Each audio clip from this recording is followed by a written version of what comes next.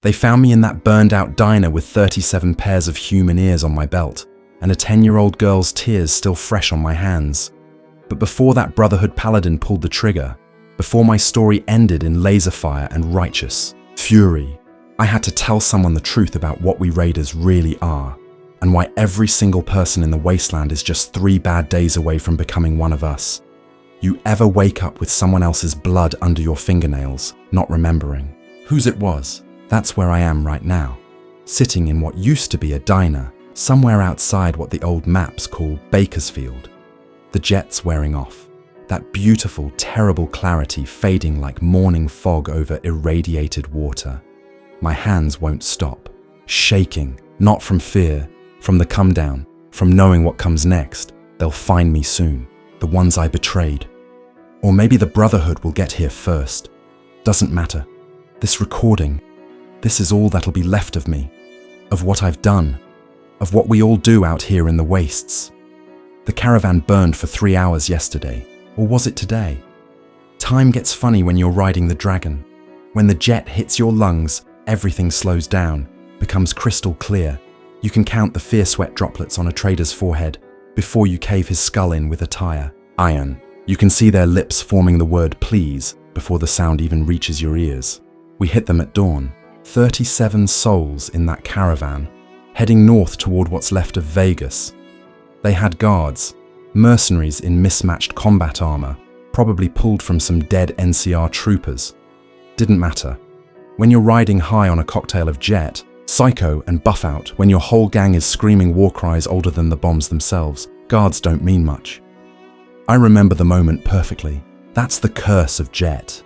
It burns memories into your brain like a brand into flesh.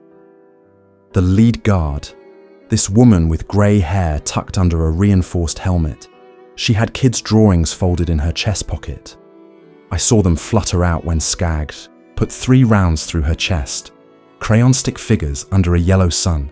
A sun that doesn't exist anymore, hasn't for 200 years. You want to know how someone becomes a raider? You think we're born this way? I was 8 when the vault door opened. Vault 15, though you probably never heard of it. Most people haven't. We weren't supposed to leave for another 50 years, but the water chip failed. Funny how one little piece of tech can doom hundreds of people. The overseer tried to keep order as we emerged into the wasteland, but order's just another word for first to die out here. My mother lasted 6 days. Rad Scorpion got her while she was trying to dig for water.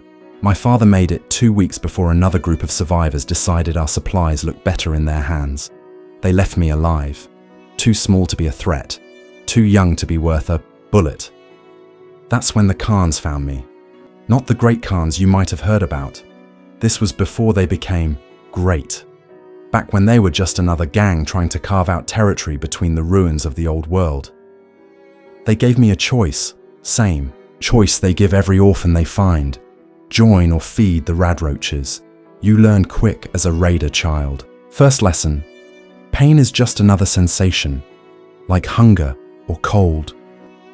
Second lesson. Everyone outside your gang is already dead. They just don't know it yet. Third lesson. The chems make it easier. They always make it easier. By 10, I'd killed my first Wastelander, old man hoarding purified water in a basement. 6-stick held him down while I did it. Initiation, they called it. The knife felt heavier than a Fat Man launcher in my hands. The old man kept saying his daughter's name, Sarah, over and over. Sarah, Sarah, Sarah. Even after his throat opened up like a second mouth. The older raiders laughed, passed me a hit of jet to celebrate. That first time, God, that first time. Suddenly the shaking stopped. The old man's voice faded. Everything made sense. The world wasn't cruel. It was just honest. We're all just atoms spinning in the void, and some atoms get to keep spinning longer than others. That's what we tell ourselves. The caravan yesterday, today, they were carrying medical supplies, stim packs, Radaway, antibiotics from some olds.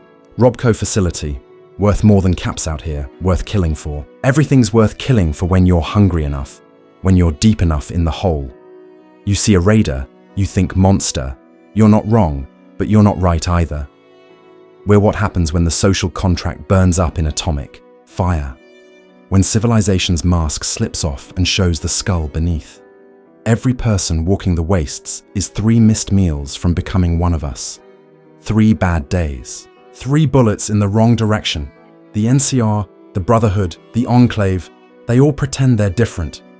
They wear uniforms, follow codes, salute flags that don't mean anything anymore. But I've seen NCR soldiers execute prisoners for their gear. I've watched Brotherhood paladins let entire settlements starve rather than share tech. The uniform doesn't make you civilized. It just makes you a hypocrite with better armor. At least we're honest about what we are. The jet's almost gone now. I can feel time speeding back up, reality creeping in like radiation sickness. The diner's getting darker. Or maybe that's just my eyes. Used to be, 1 hit would keep me flying for hours. Now I need 3 just to stop the shakes. That's the thing about chems. They promise escape, but they're just another cage. A prettier cage maybe. One that feels good, but still a cage. I can hear engines in the distance. Motorcycles. The gang's found me already. Let me tell you about the gang. My family. My killers. Skag leads us. 200 pounds of muscle and scar tissue, with a mohawk dyed with brake fluid and blood. He wasn't always like this. Found a holotape once, back when we were raiding some old suburban ruins. His pre-war ID, Mitchell Skagner, insurance adjuster, had a wife, kids. Probably died thinking he'd see them again when the vault doors opened. The bombs don't just destroy buildings, they destroy the stories we tell ourselves about who we are. Then there's Six Stick, named for the rebar club she carries. Still got chunks of her first kill's skull embedded in it. She sings lullabies while she works. Real ones, from before the war. Hush, little baby, don't say a word. Crack. Mama's gonna buy you a mockingbird. Crack. The contrast breaks people faster than the pain. Roadkill's our driver. Kids maybe 16, probably younger. Don't ask how he got the name. Actually found him the same way the Khans found me. Small, alone, faced with the choice. He chose to live. We all chose to live. That's the joke. Choosing to live in this world means choosing to become something that probably shouldn't exist. The caravan guards fought hard. I'll give them that. One of them, this ghoul in ranger gear, he took down 4 of us before the psycho turned Skag into something beyond human. Beyond pain. I watched him take 3 bullets to the chest and keep walking, laughing, his machete turning the afternoon into abstract art. The traders, though, they always beg, always try to bargain. We have children. So did we once. We're just trying to survive. Aren't we all? Please, we're human beings. That's the problem. We are too. After the killing comes the sorting. Chems first. Always chems first. Then weapons, ammunition, food, water.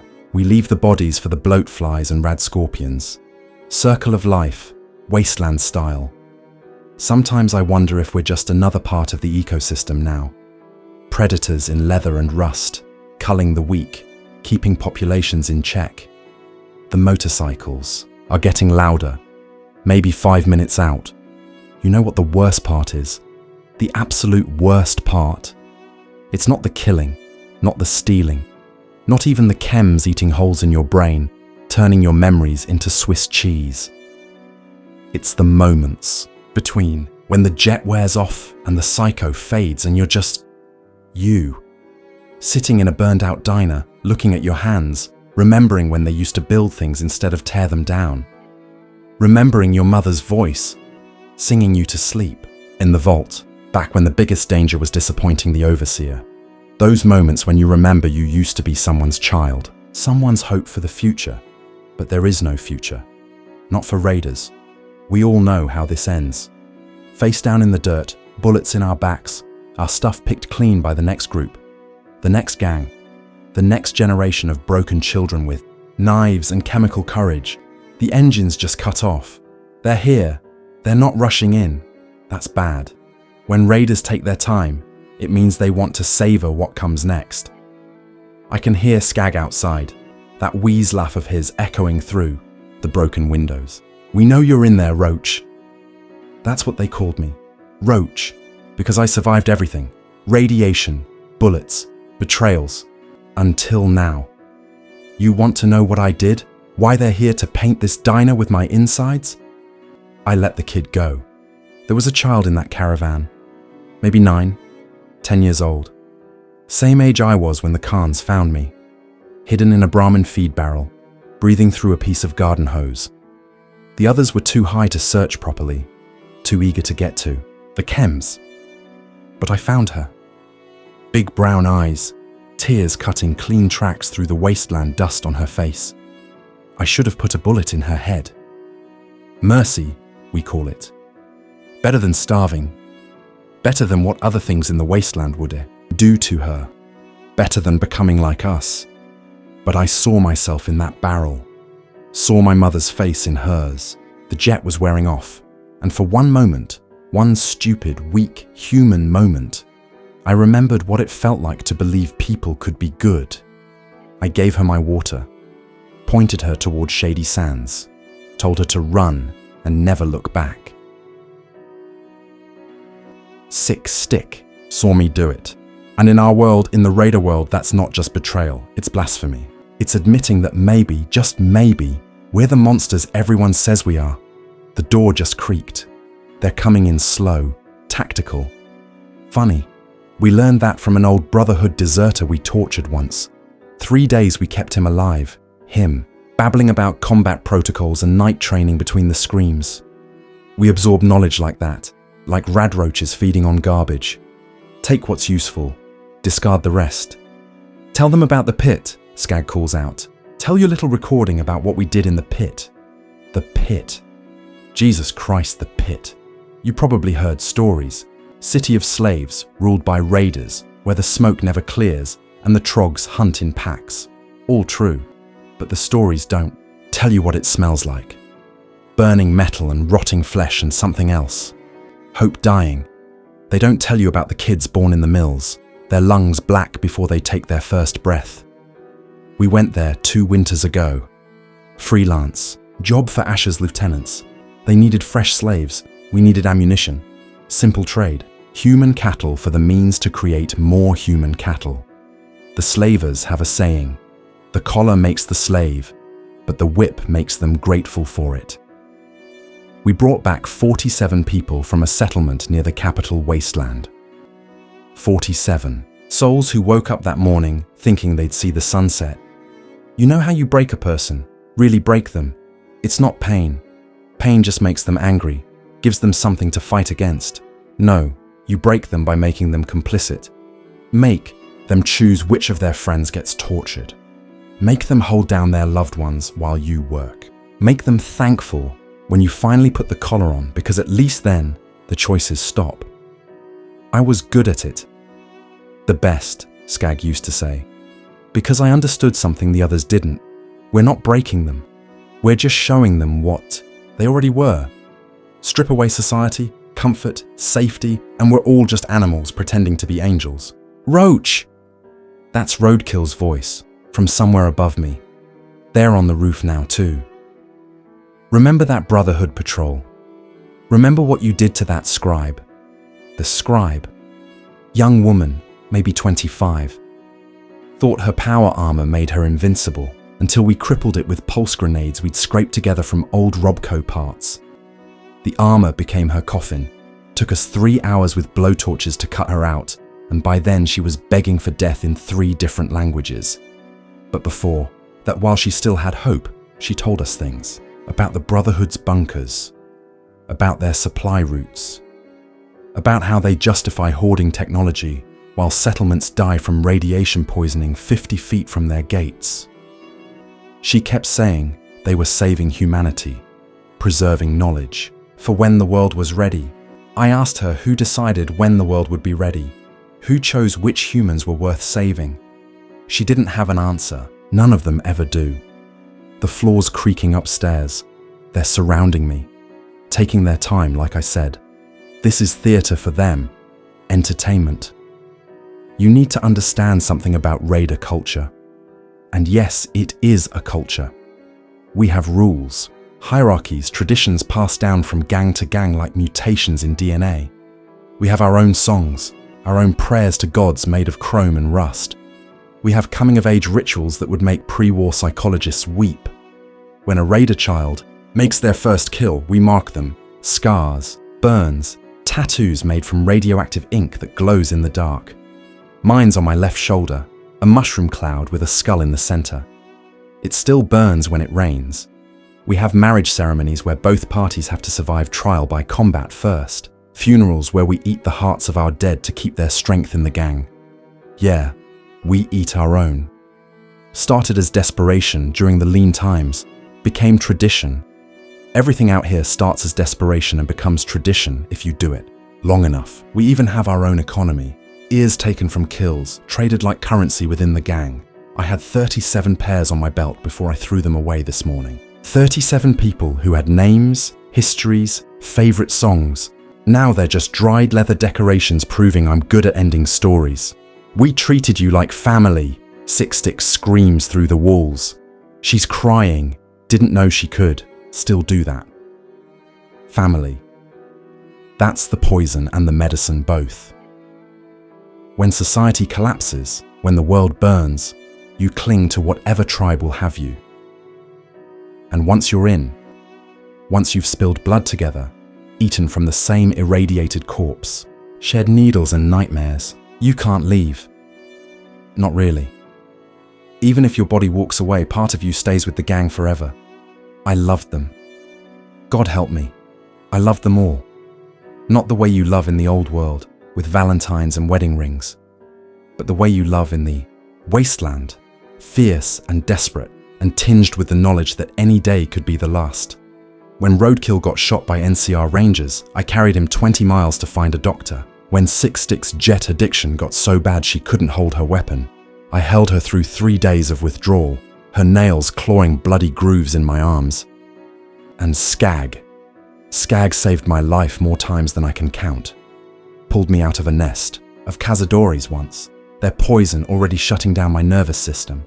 Sucked the venom out himself, nearly died from it. Another time, when a Deathclaw got me, he charged the thing with nothing but a pool cue and psycho-fueled rage.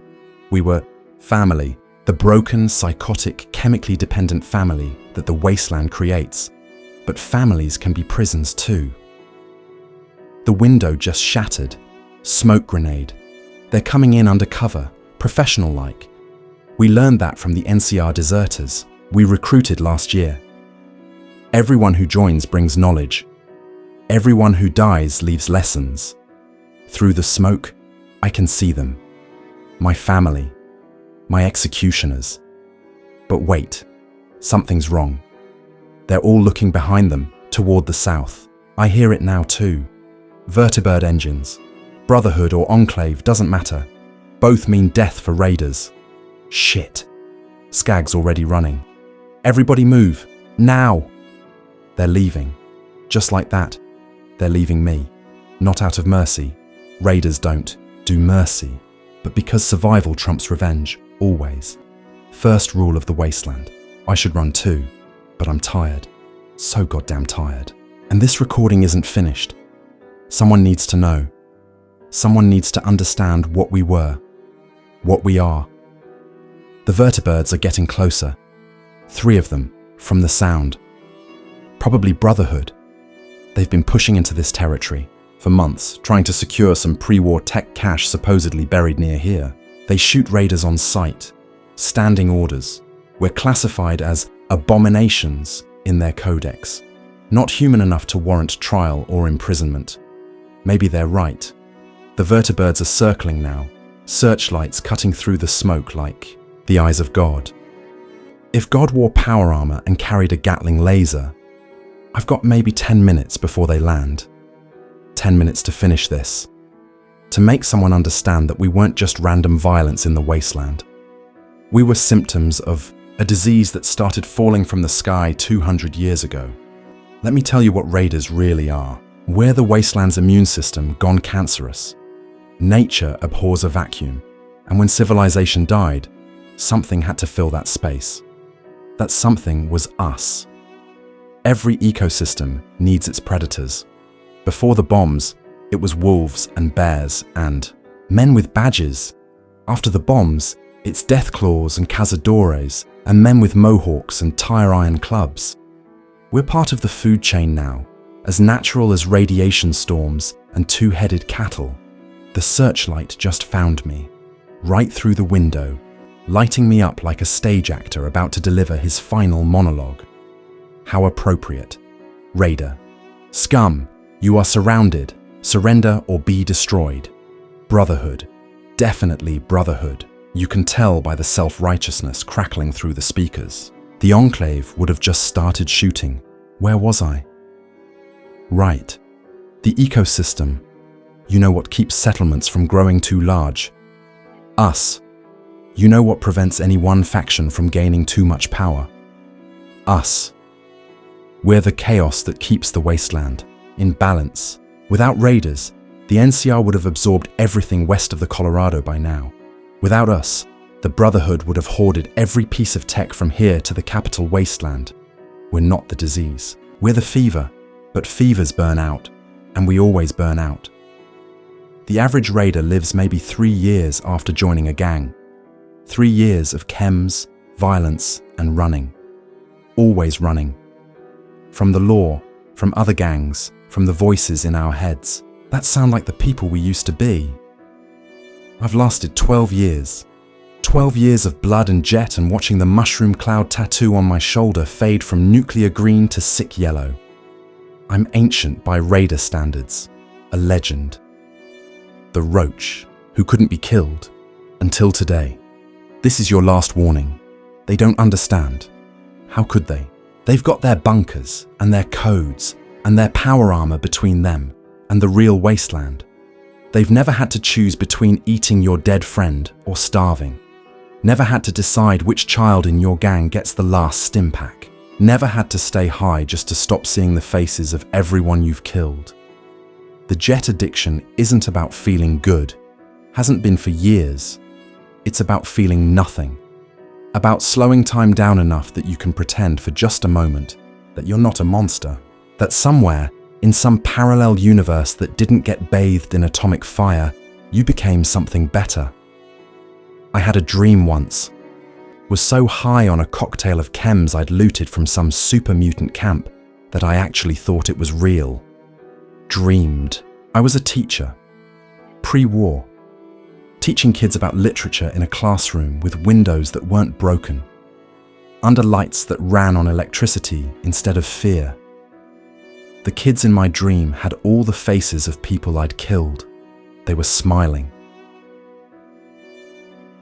When I woke up, I cried for the first time in 8 years. Six Stick found me like that, sobbing in my own piss and vomit, the dream still clinging like radiation sickness.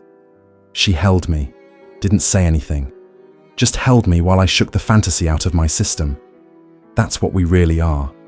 Not monsters, not heroes. Just broken people holding each other in the dark, pretending the chems and violence can fill the hole where hope used to live. The Brotherhood's landing now. I can see the paladins dropping from the vertibirds, their power armor making the ground shake.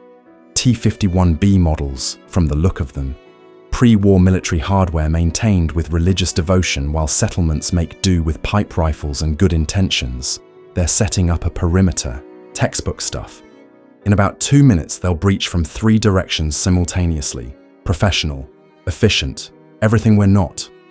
You know what's funny? Really, truly hilarious. The Brotherhood thinks they're saving the Wasteland. The NCR thinks they're rebuilding America. The Enclave thinks they're preserving humanity. And Raiders, we know we're just trying to make it to tomorrow. We're the only honest ones in this whole irradiated mess. But honesty doesn't mean good. Doesn't mean right. Just means we can't lie to ourselves about what we do. That kid I let go from the caravan, she'll probably die anyway. If the rads don't get her, the wildlife will. If the wildlife doesn't, another gang will. I didn't save her. I just passed the guilt on to someone else. Somewhere out there, she's running through the wastes, thinking she escaped the monsters. She doesn't know she's just between monsters. We all are. The door's starting to glow. Plasma cutter. They'll be through in 30 seconds. I need to tell you about the last thing. The thing that made me let her go. The thing that signed my death warrant. In her eyes, behind the fear, I saw hope. Real hope. Not the fake stuff we paint on with chems and violence, but actual belief that tomorrow could be better than today. That somewhere, somehow, the world could heal. I haven't seen that in 12 years, forgot it existed, and for 1 second, one single crystalline second, I wanted to protect it. To prove that even raiders, even us, could choose to be something. Other than what the Wasteland made us, stupid, weak, human. The door's melting now. I can see a paladin's helmet through the hole. They're not even bothering to negotiate. Why would they? I'm just another raider, another infection to be burned out. They're not wrong. But before they pull that trigger, before my story ends in laser, fire, and righteous fury, I need you to understand one last thing. Every raider you meet, every psychopath with a mohawk and a chem habit, every killer wearing human ears as jewelry, they were all children once. They all had moments where they could have been saved, where one person choosing kindness over survival might have changed everything. But kindness is expensive in the Wasteland, and survival is the only currency that matters. The door's down. They're coming in. 3 paladins, weapons raised. The lead one's hesitating. Must be young. Probably his first raider nest. He's looking at the recorder, at me sitting here unarmed, probably wondering why I'm not fighting. What are you doing, raider? I'm telling the truth, knight. Something none of our factions ever do. I'm confessing. Not to God. He died with the first bomb. Not to you. You've already decided I'm guilty. To whoever finds this recording. To whoever's still trying to make sense of this irradiated hell we've built on the ashes of the old world. We're all raiders. Every single one of us. The only difference is the uniform we wear while we take what we need to survive. You dress it up in ideology, in flags and codes and brotherhoods, but underneath it all, we're all just scared children with weapons, taking from others before they take from us. The young paladin's finger is on the trigger, his hands shaking. First kill's always the hardest. After that, it gets easier. Too easy. Until one day you're sitting in a diner, covered in blood that might be yours, or might be someone else's, and you can't remember when killing stopped feeling like anything, at all. Any last words, raider? Yeah, knight, I've got last words. That little girl I let go. She's heading for Shady Sands. Brown eyes, black hair, about 10 years old. When you find her, and you will, because you Brotherhood types are thorough, don't put her in one of your bunkers. Don't turn her into another soldier for your cause. Don't make her like you, or like me. Let her keep that hope I saw. That spark that says maybe, just maybe, the world doesn't have to be this way forever. Maybe the cycle can break. Maybe one generation can choose to be better than the one that came before. Maybe. The laser fire is beautiful in its own way. Red light filling the diner like a second sunrise, like the world's getting another chance to start over. I hope that little girl makes it. I hope she grows up to be something better than all of us. I hope she proves that raiders don't have to exist, that we're not inevitable, that we're just what happens when hope dies and nobody bothers to bury it. My name was Marcus, before I was Roach, before I was a raider.